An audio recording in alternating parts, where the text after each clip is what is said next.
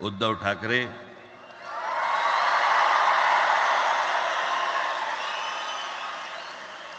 आणि माझ्या जमलेल्या सर्व तमाम मराठी बांधवांनो, भगिनींनो आणि मातांनो,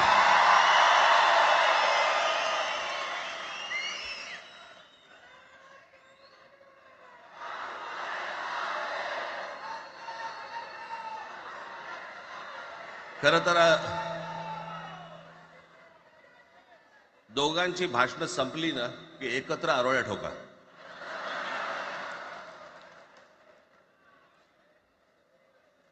खरं तर आज मोर्चा निघायला पाहिजे होता.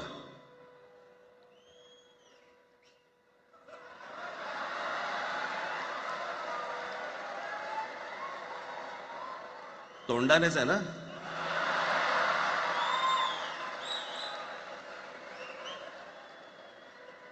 बस बस. मोर्चा खरं तर निघायला पाहिजे होता.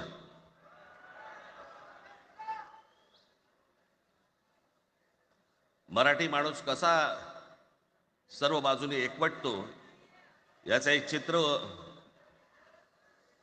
मोठ्या प्रमाणावरती उभं राहिलं असतं.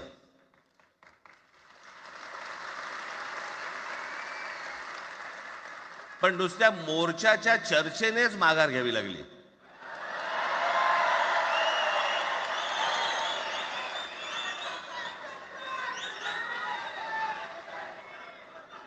खरं तर आजचाही मेळावा हा खरं तर शिवतीर्थावरती मैदानात व्हायला पाहिजे होता.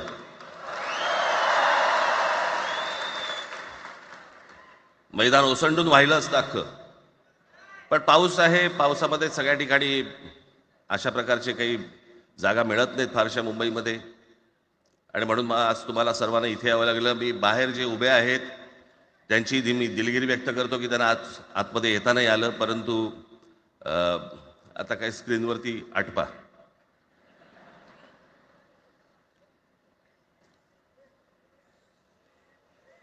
मी माझ्या मुलाखतीमध्ये एक म्हटलं होतं की ज्याच्यातनं या सगळ्या गोष्टी खरं तर सुरू झाल्या, आणि मी असं म्हटलं होतं की कोणत्याही वादापेक्षा आणि कुठच्याही भांडणापेक्षा महाराष्ट्र मोठा आहे.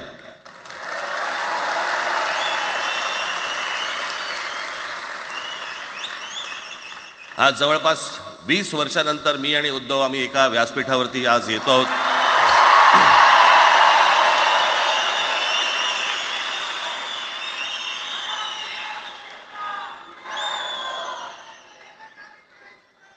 जे माननीय बाळासाहेबांना जमलं नाही, जे अनेकांना जमलं नाही आम्हाला दोघांना एकत्र आणायचं, ते देवेंद्र फडणवीसला जमलं.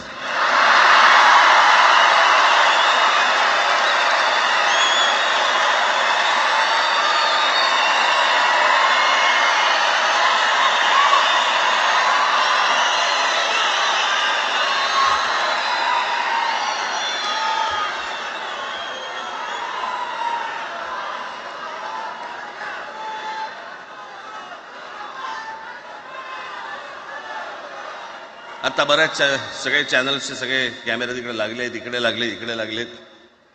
आता संध्याकाळी सगळं सुरू होईल. आता काय वाटतं, काय दोघांची बॉडी लँग्वेज कशी होती? कोणी कमी हसलं का, कोणी जास्ती हसलं का, कोणी बोलतायत का? आपल्याकडे मूळ विषय सोडून इतर गोष्टींमध्येच फार रस असतो अनेकांना. खरं तर आजचा हा मेळावा, मोर्चालाही तीच घोषणा होती, आजच्या मेळाव्यालाही तीच घोषणा आहे की कुठचाही झेंडा नाही, मराठी हाच अजेंडा.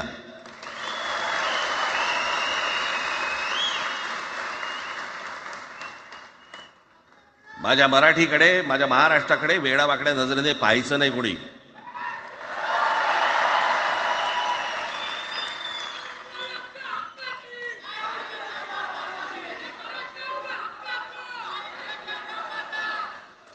ठरलं ना आपलं, सगळ्यात शेवटी द्यायच्या घोषणा. बसा, शांत बसा. खरं तर हा प्रश्नच अनाठाई होता, काही गरजच नव्हती. हे कुठून अचानक हिंदीचं आलं मला काही कळलं नाही मला.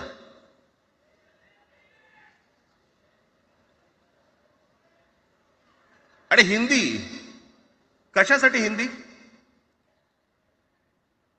कोणासाठी? हिंदी त्या लहान लहान मुलांवरती जबरदस्ती करताय तुम्ही.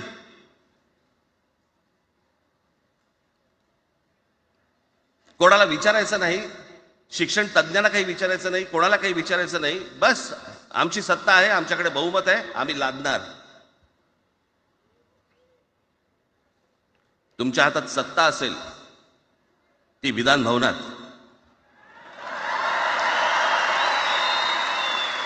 आमच्याकडे सत्ता आहे रस्त्यावर.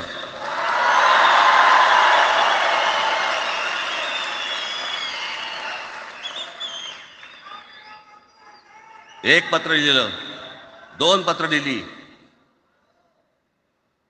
नंतर ते दादा भुसे माझ्याकडे आले.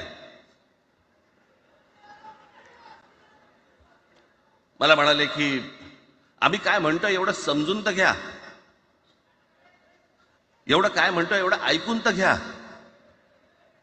म्हटलं दादा तुम्हाला एक गोष्ट सांगतो, तुम्ही काय सांगता ते ऐकून घेईन पण ऐकणार नाही.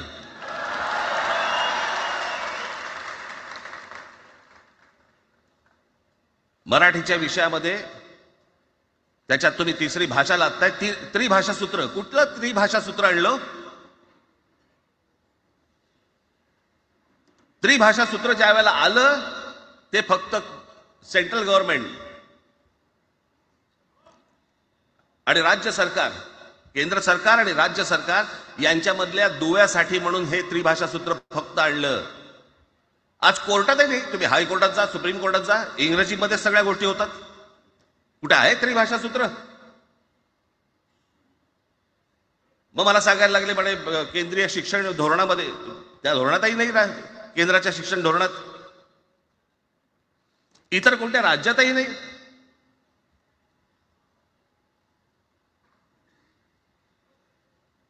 महाराष्ट्रात प्रयोग करून पाहिला तरी दक्षिणेची राज्य तर हिंग लावून विचारत नाही त्यांना.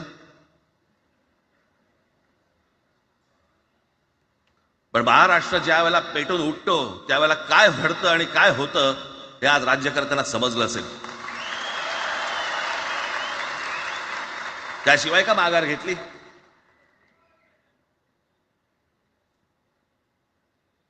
विनाकारण आणलेला विषय होता.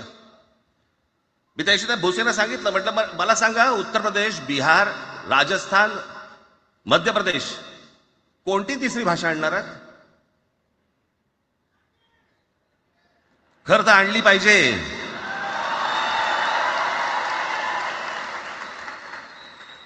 गंमत बघा, हिंदी भाषिक राज्य आहेत ती आर्थिकदृष्ट्या मागास, आणि हिंदी न बोलणारी जी राज्य आहेत ती आर्थिकदृष्ट्या प्रगत, आणि वर आम्ही हिंदी शिकायचं. यांना हिंदीतून राज्य नाही सांभाळता आली, यांना राज्यांचा विकास नाही करता आला. जे हिंदी बोलत नाहीत त्या राज्यांमध्ये, हिंदी बोलत असलेल्या राज्यांमधनं नोकरी धंद्यासाठी लोक इकडे येत आहेत आणि हे म्हणतात हिंदी शिका. कोणासाठी शिकायचं? 5वी नंतर काय हिंदी चित्रपट सृष्टीमध्ये जाणार आहेत पोरगा? कोणासाठी शिकायचं? हिंदी भाषेबद्दल मला वाईट नाही वाटत, भाषा कोणतीही श्रेष्ठच असते, उत्तमच असते. मग ती मराठी असेल, गुजराती असेल, तामिळ असेल, पंजाबी असेल, बंगाली असेल, हिंदी असेल, अजून कुठचीही असेल. एक भाषा उभी करायला खूप प्रचंड तपश्चर्या लागते, खूप लोकांची मेहनत असते. एक लिपी उभी करायला खूप प्रचंड ताकद लागते.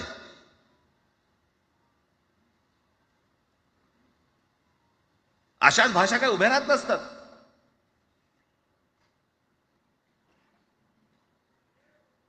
आणि हे भाषेचं नवीन कुठून आणलं? त्याशी ते अमित शहा म्हणाले ज्याला इंग्रजी येतं त्याला पुढे म्हणे लाज वाटेल, म्हणे मला इंग्रजी येतं. अरे तुम्हाला नाही येत?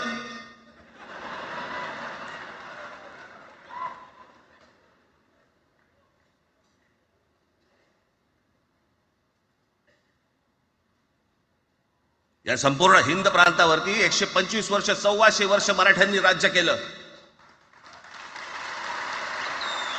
1400 वर्ष. इतक्या राज्यांवरती आम्ही राज्य केलं. तो त्यावेळेला राज्यच नव्हती, पण जे प्रदेश होते त्याच्यावरती राज्य केलं. आम्ही मराठी लादली गुजरातवरती, मध्य प्रदेशवरती, राजस्थानवरती, पंजाबवरती, इतर सगळ्या प्रांतांवरती जिथे जिथे म्हणून अटोकपर्यंत पोहोचले होते मराठा साम्राज्य, आम्ही लादली. अरे हिंदी भाषा आहे, 200 वर्षापूर्वीची भाषा आहे, महाराजांच्या काळात पण नव्हती.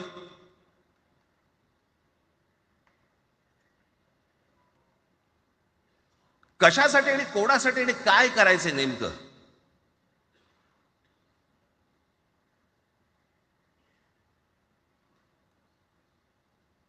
यांनी फक्त चाचपडून पाहिलं, चाचपडून. मुंबई स्वतंत्र करता येते का याच्यासाठी अगोदर जरा थोडंसं भाषेला डिवचून बघू. महाराष्ट्र शांत राहिला तर पुढे ते पाऊल टाकू.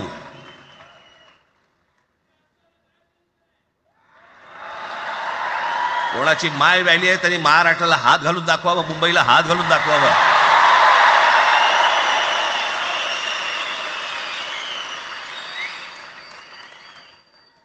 त्या मजाक वाटला काय?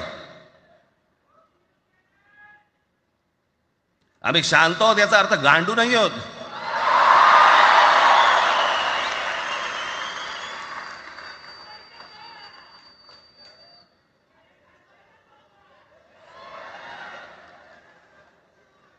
काही अंगावरती लादायचा प्रयत्न करतात आणि मग आता माघार घेतली ना,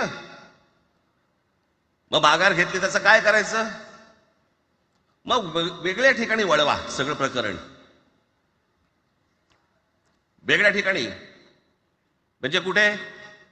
ठाकरेंची मुलं इंग्रजी मीडियम मध्ये शिकली, बरं, मग पुढे? म्हणजे दादा भुसे मराठी मीडियम मध्ये शिकून शिक्षण मंत्री झाले, देवेंद्र फडणवीस इंग्रजी मीडियम मध्ये शिकून मुख्यमंत्री झाले. कुठे काय शिकले याचा काय संबंध?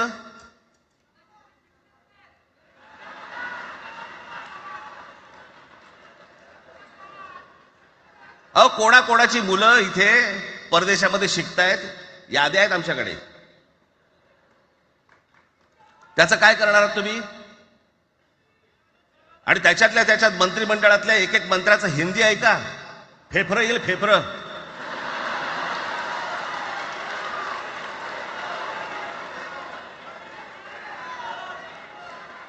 हे असले प्रश्न महाराष्ट्रातच विचारले जातात. आता मी तुम्हाला अजून एक गोष्ट सांगतो.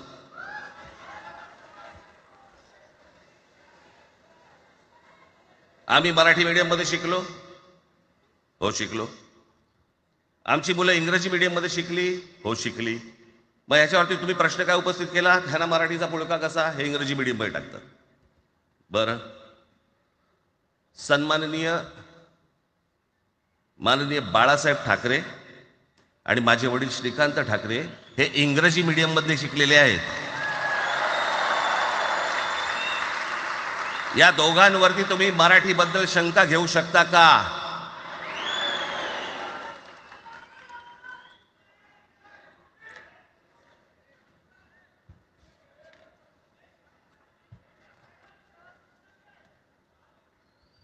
Lalkrishna Advani saint Patrick high school Christian missionary school मध्ये शिकले. हिंदुत्वावर शंका घेऊ का त्यांच्या? कॉन्व्हेंट स्कूल मध्ये शिकलेले आहेत अडवाणी. दक्षिण भारतामध्ये बघा, तमिळच्या प्रश्नावरती, तेलुगूच्या प्रश्नावरती कडवटपणे समोर येऊन उभे राहतात. कोण विचारते तर ना, तुमची मुलं कुठे शिकली आणि तुम्ही कुठे शिकलात?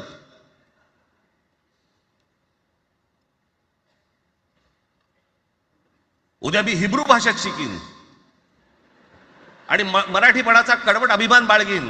काय प्रॉब्लेम आहे?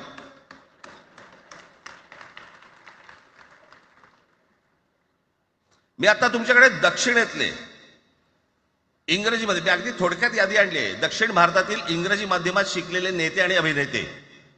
Jayalalithaa Doveton English medium school, Stalin English medium school Loyola, Kanimozhi Presentation Convent school, Udhayanidhi म्हणजे करुणानिधींचा नातू डॉन बॉस्को. चंद्रबाबू नायडू वडील इंग्लिश टीचर होते, शिक्षण इंग्रजी माध्यमात झालं. पवन कल्याण आंध्र उपमुख्यमंत्री, शिक्षण सेंट ॲन. नारा लोकेश NTRचा नातू, चंद्रबाबूंचा मुलगा, Stanford school. Kamal Haasan Santhome high school. अभिनेता विक्रम मॉटफोर्ड स्कूल. अभिनेता Suriya English medium. AR Rahman आधी पद्मशेषाद्री बालभवन आणि नंतर मद्रास कृष्णनी हायस्कूल.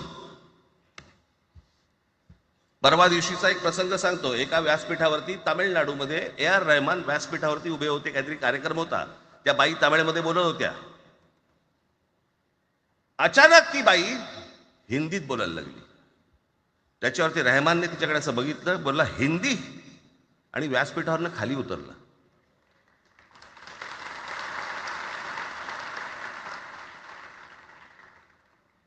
तुमचा कडवटपणा हे तुम्ही शिक्षण कुठे घेतले याच्यावरती नसतो, तो कडवटपणा तुमच्या आतमध्ये असावा लागतो.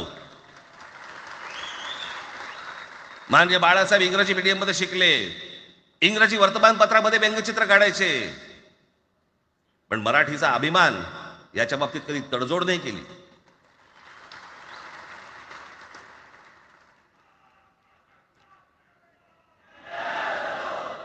म्हणे एक भाषा म्हणे सगळ्यांनाच बांधून ठेवते. कुठची एक भाषा? आजपर्यंत काय वाकडं झालं? म्हणजे आपल्या संरक्षण खात्यामध्ये घ्या,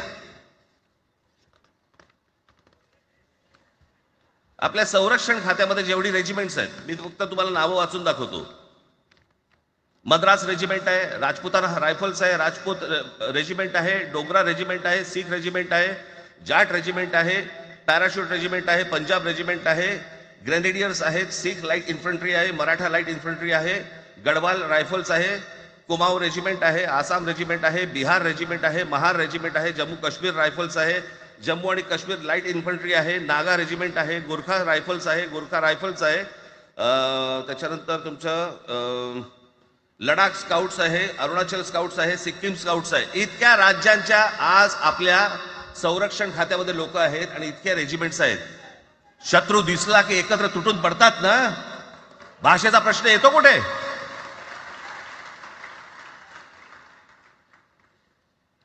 या देशामध्ये जेव्हा भाषावार प्रांत रचना झाली तीच या गोष्टींसाठी झाली ना, की प्रत्येक भाग तसे भाषांचे होते म्हणून. मग या सगळ्या गोष्टी का सुरू केल्यात तुम्ही? कशासाठी सुरू केल्यात? काय याच्या मागचं राजकारण? आत्ता सांगून ठेवतो.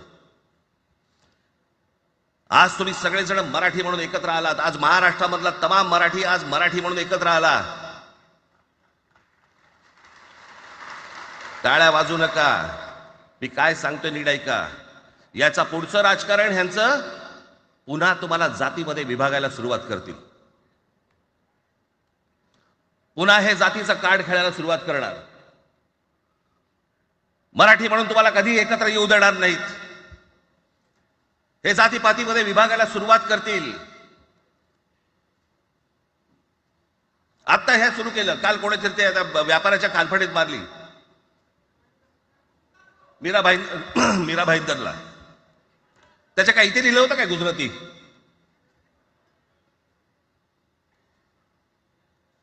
पण एवढंही आपल्याकडे काही जे चॅनलमध्ये, मराठी नाही इतर चॅनलमध्ये, हिंदी आणि याच्यात गुजराती माणसाला मारला. कुठच्या गुजराती माणसाला मारला? बाचाबाचीमध्ये समोरचा गुजराती निघाला, इकडचा मराठी निघाला. त्याच्यामध्ये काय गुजरात्यानं मारलं का? केवढे व्यापारी आहेत. अजून तर काहीच केलेलं नाही.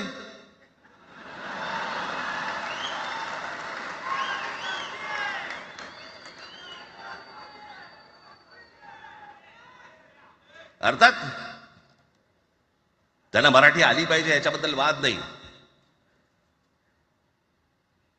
विनाकारण उठसूट काय मारामारी करायची गरज नाही आणि मारायची गरज नाही.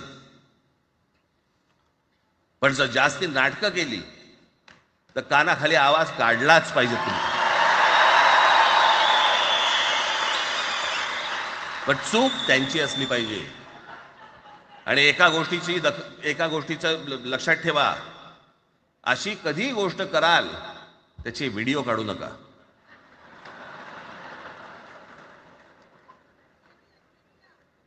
आपल्यामध्येच त्यांना कळलं पाहिजे. कळलं का? मारणारा कधी सांगत नसतो, मार खाणारा सांगत असतो मला मारला म्हणून. त्यांना सांगू देत. पण याचा अर्थ उठसूट कोणालाही उगाच मारायचं काही कारण नाहीये. अनेक लोक आहेत, अनेक गुजराती लोक आहेत, माझ्या अनेक परिचयाचे आहेत. माझे एक मित्र आहेत नयन शाह म्हणून, त्याला मी गुजराठी म्हणतो. तुमचा विश्वास बसणार नाही इतकं अप्रतिम मराठी तर बोलतोच, विनोदाचंही अंग आहे. आणि शिवाजी पार्क मैदानामध्ये फिरताना कानाला हेडफोन लावून पु ल देशपांडे ऐकणारा गुजराती आहे.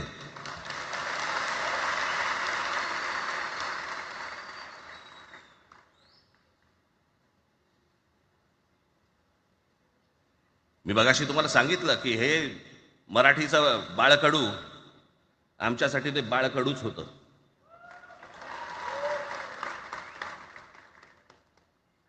मी मागे एक प्रसंग सांगितला होता, आज मुद्दामून तो प्रसंग सांगतो आपल्याला की हे आमच्या धमन्यांमध्ये आलं कुठून. मी एवढा महाराष्ट्रासाठी मराठीसाठी कडवट का झालो.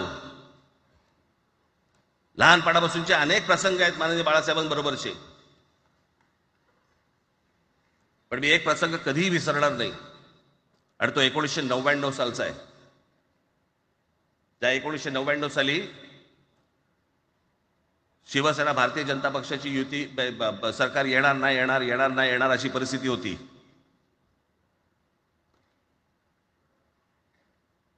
पवार साहेब त्यावेळेला त्यांनी राष्ट्रवादी काँग्रेस पक्ष स्थापन केला होता. वेगवेगळे लढले होते. आणि मग सगळ्या त्या वादामध्ये, शिवसेना भारतीय जनता पक्षाच्या त्या वादामध्ये काहीच होईना. दिवसामागून दिवस चाललेत, परंतु काही होईना. एके दिवशी मी मातोश्रीला खाली बसलो होतो, दुपारची वेळ होती. अचानक 2 गाड्या लागल्या. साधारणपणे 3:30-4 वगैरे वाजले असतील. ते जरा वेळेला नाव विसरतो तिथे, कोणाचं कोणतो जावडेकर, प्रकाश जावडेकर आणि काही मंडळी आली. मला म्हणाले, राज बाळासाहेबांना अर्जंट भेटायचंय. म्हटलं आत्ता ते भेटणार नाही. म्हटलं ती त्यांची झोपायची वेळ आहे. नाही म्हणे अर्जंट आहे.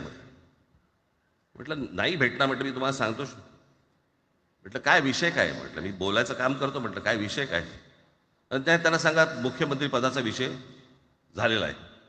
म्हटलं अच्छा, अरे वा. म्हटलं काय झालं. सुरेशदादा जैन यांना दोन्ही बाजूने आम्ही ठरवलंय की त्यांना मुख्यमंत्री करायचं. एवढं फक्त बाळासाहेबांना सांगायचं. ठीक. मी वर गेलो. रूममध्ये काळोख, शांतता. आम्ही अरे तुरेमध्ये बोलायचो म्हणून मी हाक मारली. म्हटलं हे काका गाढ झोपले होते. म्हटलं काका उठ. ए काका उठ. माय बघितलं माझ्याकडे. काय रे. म्हटलं नाही ती सगळे खाली जावडेकर वगैरे सगळी मंडळी आली आहेत. म्हटलं बरं मग. नाही ते म्हणतात ते मुख्यमंत्री पदाचा विषय झालाय म्हणून. म्हटलं मग ते मला काय झालं. ते म्हणाले सुरेशदादा जैन यांना मुख्यमंत्री पदासाठी दोन्ही जणांनी सांगितलं की करायचं म्हणून. असं माझ्याकडे बघितलं त्यांनी. त्यांना जाऊन सांग महाराष्ट्राचा मुख्यमंत्री मराठीच होईल, दुसरा कोणी होणार नाही.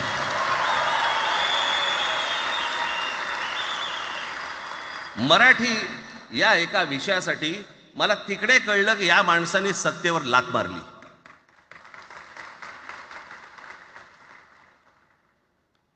हे संस्कार ज्या पोरावरती झाले असतील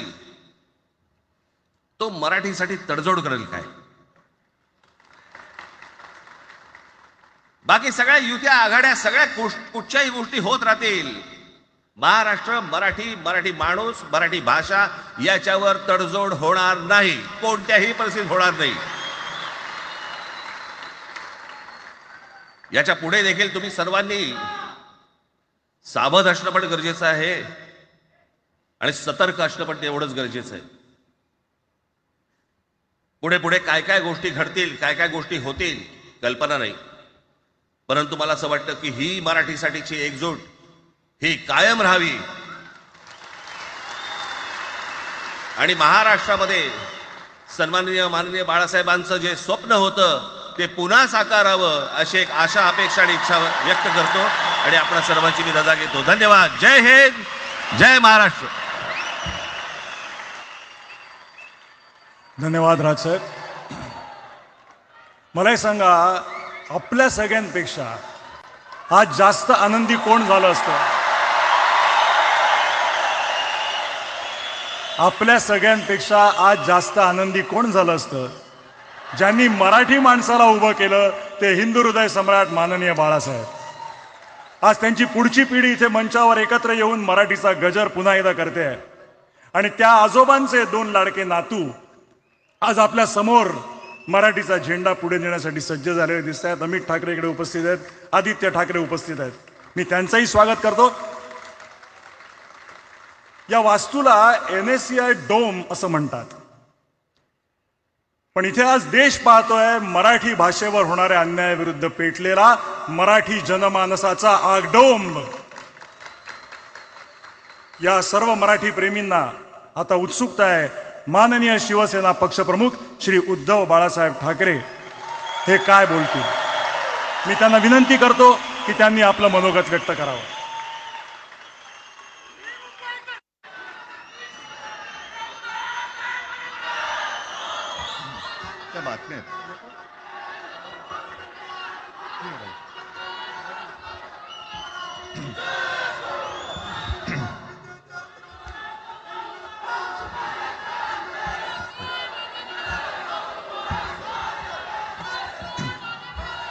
बऱ्याच वर्षानंतर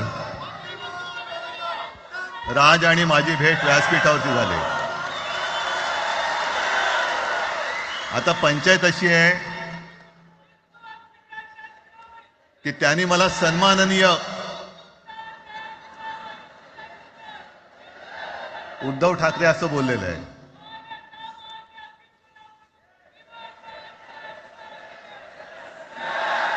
ठीक आहे. आणि साहजिकच आहे की त्याचंही कर्तृत्व आपण सर्वांनी पाहिलेलं आहे.